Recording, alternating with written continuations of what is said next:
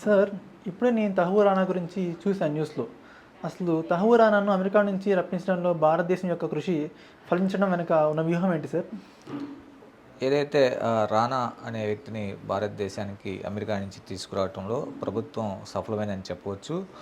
ఆహ్, మనకి 2008 ముంబై ఉగ్రవాద దాడుల్లో ఇతను కూడా కీలక సూత్రధారి అని మనకి తర్వాత కాలంలో తెలియడం జరిగింది. అప్పటినుంచి కూడా దాదాపుగా 2008 నుంచి కూడా అమెరికా జైల్లో అతను ఉండటం జరిగింది. ఇప్పుడు ఈరోజు మనకి అమెరికా నుంచి ఇండియాకి తీసుకొచ్చి ఎన్ఐ కోర్టులో హాజరుపరిచే అవకాశం ఉంది పాటియాల్లో. అయితే ఈ కేసు మనకి తొందరగానే పురోగతి సాధించే అవకాశం లేకపోలేదు. అలాగే రానా గూడా పై కోర్ట్‌కి అప్పీల్ చేసుకునే అవకాశం గూడా ఉంది. ముంబై ఉగ్ర దాడిలో మాస్టర్ మైండ్ అయిన తహూర్ రానా ఇంతకాలం అమెరికాలో ఎలా దాచుకున్నాడంటారు? అతనికి అండగా ఉన్న శక్తులు ఎవరై ఉంటారు? అయితే ఇక్కడ మనకి ముఖ్యంగా అమెరికా, అలాగే భారతదేశం ఈ 2 దేశాల్లో చట్టాలు భిన్నంగా ఉంటాయి. అలాగే అక్కడ ఉన్నటువంటి ముఖ్యంగా మనకి శిక్షలు గానీ, భారతదేశంలో ఉన్న శిక్షలు గానీ చాలా డిఫరెంట్‌గా ఉండటం. తర్వాత సంవత్సరం కన్నా గూడా ఎక్కువ కాలం ఏదైతే ఈ కేసులు ఉంటాయో వాటిని మనకి భారతదేశానికి బదిలీ చేసే అవకాశం ఉంది.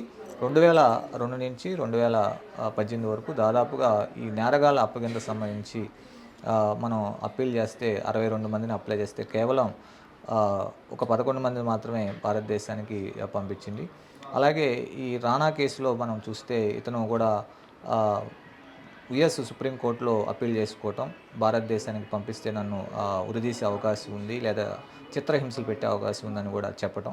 ఆ తర్వాత వచ్చేప్పటికి మళ్ళీ మానవతా విధానాలతో అతను కూడా మళ్ళీ సుప్రీం కోర్టుకి యూఎస్‌లో అప్పీల్ చేసుకోవడం జరిగింది. ఇప్పుడు ఏదైతే మనకి రాజకీయ పరమైన మార్పులు అమెరికాలో రావటం, అక్కడ వచ్చినటువంటి ప్రభుత్వ విధానాల వల్ల ఈ సుప్రీం కోర్ట్ యొక్క అప్పీలన్నీ కూడా కొట్టివేయడంతో మళ్ళీ అతన్ని భారతదేశానికి తీసుకురావటంలో చాలా సులువైందని చెప్పవచ్చు. సార్, చేసిన తప్పులకి పాకిస్తాన్ మూల్యం చెల్లించుకోవాలంటారా?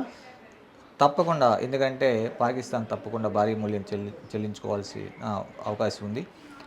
ఉగ్రవాదుల కార్యకలాపాలకు అడ్డాగా ఉన్నటువంటి పాకిస్తాన్ తప్పకుండా భారీ మూల్యం చెల్లించుకుని ఇటువంటి కార్యకలాపాలు ఎంకరేజ్ చేస్తే ప్రపంచ దేశాలన్నీ కూడా ఐకమత్యంతో ముందుకొచ్చి ఉగ్రవాదంపై ఉక్కుపాతం మోపాల్సినటువంటి అలాగే ప్రపంచంలో పాకిస్తాన్‌ని ఈ ఉగ్రవాద కార్యకలాపాలు చేపట్టడానికి దోషిగా నిలబెట్టి దానికి సమాధానం చెప్పాల్సిన పరిస్థితి కూడా పాకిస్తాన్‌కి ఉంది.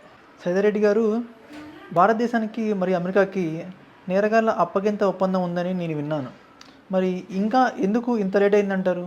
దాదాపుగా ఈ నేరగాళ్ల అప్పగింత అనేది మనం చూస్తే 1997 నుంచి కూడా అమెరికాకి, భారతదేశానికి ఒప్పందం ఉంది. అయితే లేట్ అవ్వడానికి గల కారణాలు అనేకం ఉండొచ్చు. అక్కడ ఉన్నటువంటి ప్రభుత్వ విధానాలు కావచ్చు, మన ఇండియా యొక్క ప్రభుత్వ విధానాలు కావచ్చు, అలాగే అక్కడ ఉన్నటువంటి తీర్పులు, అలాగే ఇక్కడున్న తీర్పులు, అక్కడున్న చట్టాలు, ఇక్కడున్న చట్టాలు భిన్నంగా ఉండటం, రానా ఉన్నాడు అతను కూడా అప్పీల్ చేసుకోవటం, ఈ అన్ని కారణాల వల్ల మనకి కొంత డిలే అని చెప్పవచ్చు. ఇప్పుడు ఏదైతే గవర్నమెంట్ నూతనంగా అక్కడ అమెరికాలో రావటం, వచ్చిన తర్వాత ఆ విధానాలు ప్రభుత్వ విధానాల వల్ల అది ఈజీగా మనకి తొందరగా పంపించడం జరిగింది. అదే డిలే అని జరగడానికి అనేక కారణాలు కూడా ఉంటూ ఉంటాయి. సార్, ఎంతోమంది ఇలా మన దేశంలో క్రైమ్స్ చేసి అవి ఆర్థిక నేరాలు కావచ్చు, లేకపోతే రాజకీయ నేరాలు కావచ్చు, చేసి వేరే దేశానికి పారిపోతున్నారు. మరి మనం వీళ్ళకి ఏం చేయగలం అంటారు? సాధారణంగా మనకి ఈరోజు ప్రపంచం గ్లోబలైజేషన్‌లో ఎన్నో మార్పులు జరుగుతూ ఉన్నాయి. అలాగే ఈ క్రైమ్‌లో కూడా టెక్నాలజీని ఉపయోగించుకొని సైబర్ క్రైమ్ అని, లేదంటే టెర్రరిజం అని రకరకాల పేర్లతో క్రైమ్ చేయటం. దాంతోపాటు ఒక దేశంలో అనేక రకాల క్రైమ్స్ కూడా చేసి ఆ దేశాన్ని వదిలి పారిపోయి వేరే దేశాల్లో తలదాచుకోవడం కూడా మనం చూస్తున్నాం ఇటీవల కాలంలో ఎంతోమందిని. అయితే దీన్ని ప్రభుత్వం వచ్చేప్పటికి కఠినంగా నిర్ణయాలు తీసుకోవాలి. ఎందుకంటే ఎటువంటి క్రైమ్ చేసినప్పుడు కూడా ఆ క్రైమ్ మీద వెంటనే ప్రభుత్వం దాన్ని శిక్ష విధించాలి అతనికి. తప్పకుండా ఇది ప్రభుత్వం వచ్చేపాటికి దౌత్య సంబంధాలు ఇతర దేశాలతో మెరుగుపరుచుకుని అక్కడి నుంచి ఎవరైతే తప్పులు చేస్తారో వాళ్ళని ఇమీడియట్‌గా భారతదేశానికి తీసుకొచ్చి శిక్షిస్తే దానికి ఒక విధంగా ప్రభుత్వం మీద భరోసా వస్తుంది. అది దేశానికి కూడా మంచి జరిగే అవకాశం ఉంది.